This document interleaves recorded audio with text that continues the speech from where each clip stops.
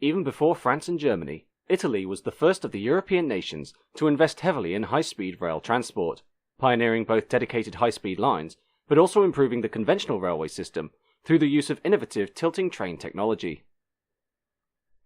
However, expanding high-speed rail operations across Italy has been one wrought with corruption and a lack of political will, ones which have meant only a handful of the original proposals for improving the speed of trains across the nation have been delivered.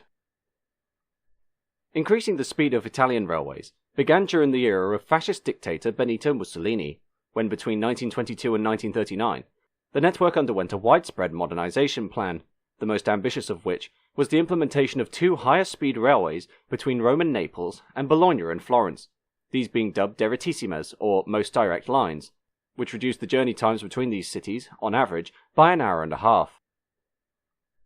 To complement this, the national rail operator of Italy, Ferrovie dello Stato Italiane, or FS, introduced early diesel and electric multiple units to help replace steam engines on faster services, while also being used as a tool to help improve the image of the fascist dictatorship through technological innovations, perhaps the most famous of these trains being the Elettro Treno Rapido 200 or Rapid Electric Train Series 200, a fleet of 18 high-speed EMUs, one of which, on December 6, 1937, broke 125 miles an hour on the Rome to Naples line, before reaching 126 miles an hour 2 years later on the Milan to Florence line. World War II, and the subsequent invasion of the Italian mainland by Allied forces, caused widespread and massive destruction along the FS network, leaving large sections of the main line out of action, while nearly all locomotives and rolling stock had either been destroyed or was in a non-serviceable condition. The Marshall Plan, an American aid initiative that helped to rebuild the infrastructure of war-torn nations in Western Europe, allowed for widespread updates to the trackwork, services and signalling of the network, as well as introducing 3,000-volt DC overhead wires as the standard mode of railway electrification, while for the 1950s and 60s, rolling stock was the means by which journey times were reduced, with the FS Class ETR 300 streamlined EMUs being introduced in 1953 on the Milan to Naples run, and were capable of 124 miles an hour, followed in 1965 by the E444 electric locomotives that could reach 120 miles an hour and worked on the Milan to Rome fast trains. The problem was that while locomotives and stock could attain 125 miles an hour, the topography of the railways they served was unfavourable, most main lines being comprised of several former short lines that had been merged together to form a through route, but had not been designed specifically for use as intercity railways. Therefore they often meandered across the countryside from one settlement to the next, while hesitation by the Italian government meant that Marshall Plan money that could have been used to straighten out and modify main lines in the 1950s was spent elsewhere. Therefore, it wasn't until the mid-1960s that a dedicated effort was made to plan a new direttissima between the Italian capital of Rome and the major city of Florence, approximately 147 miles to the north, the original main line between the two cities, weaving through the Apennine Mountains, and thereby bringing its overall length to 196 miles. Approved by the government at the end of 1968, and with funding granted at the beginning of 1969, development of the brand new Florence to Rome high-speed railway, a 158-mile route that would cut directly through the mountains via a series of tunnels and viaducts, commenced on June 25, 1970, the most spectacular feature of the line being the 17,635-foot Paglia Viaduct over the eponymous Paglia River, making it the longest viaduct in Europe. However, against a proposed opening date of 1975 for the first 86-mile section of the line between Roma Termini and Città della Pieve,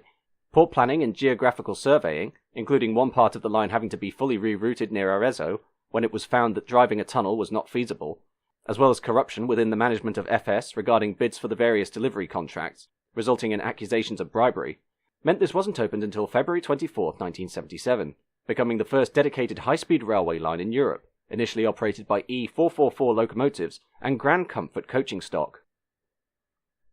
This was eventually joined by the second section of the line between Città della Pieve and Arezzo on September 29, 1985, the 12-mile third section between Valdarno and Florence on May 30, 1986, and final completion of the entire route on May 26, 1992, with the last 27-mile section between Arezzo and Valdarno opening 22 years after ground was originally broken.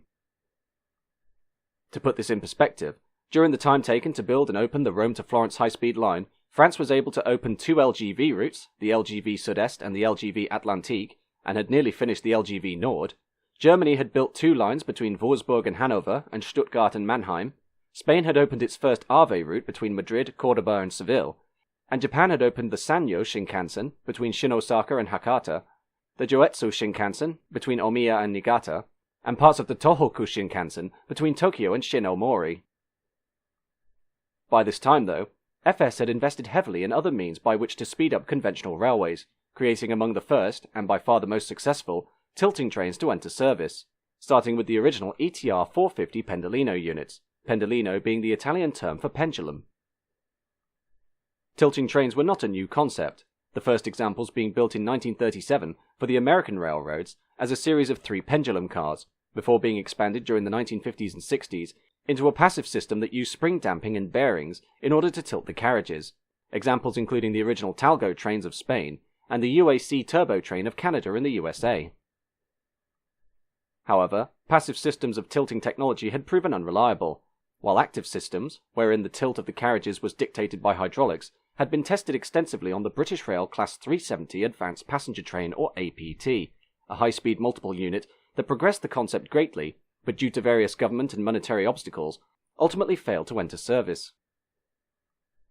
Italy, meanwhile, had experimented with tilting trains since the late 1960s, including an early design for fixed carriages with tilting seats and an electric tilting rail car called the ETR-Y0160 that was built in 1969, before finally resulting in the creation of 2 full EMU train sets by Fiat in 1975 called the ETR-401,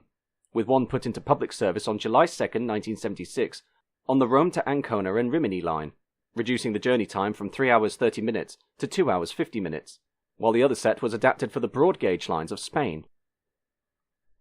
Although high running costs saw the ETR 401 withdrawn in 1982, the results gathered from its short career helped to inform the next generation of tilting train, the ETR 450, which entered service with FS on May 29, 1988, as the first of the Pendolino family, the train being able to do the Rome to Milan run under 4 hours at speeds of up to 160 miles an hour, helping to increase passenger numbers for FS from 220,000 in 1988 to 2.2 million by 1993.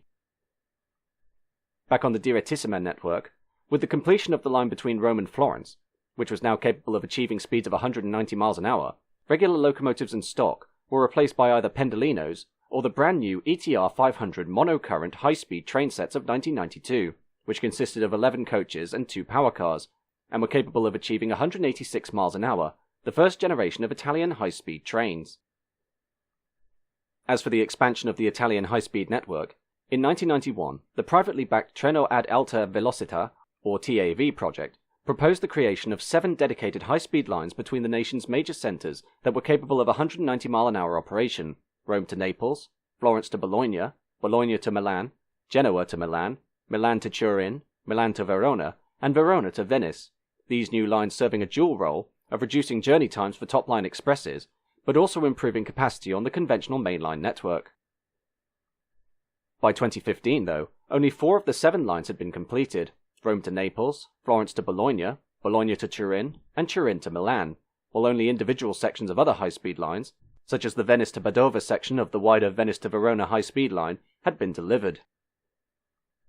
Much of the reason for the delay in constructing high-speed lines in Italy has been due to continued corruption with regard to the bidding process for companies to deliver certain contracts, the procurement of the TAV projects having been highly controversial due to major issues with transparency, market freedom, and financial fairness, thus resulting in the TAV company being acquired in 1998 by FS, with funding for the infrastructure being split 60-40 between public and private sources. However, accusations of bribery in order to win contract bids continue to impact on the TAV project, with both government ministries and high-ranking members of TAV and FS being investigated by prosecutors in Milan and Rome for ties to the Camorra crime syndicate, the results of the many individual inquiries into corruption within the TAV project reaching €127 million by 2015.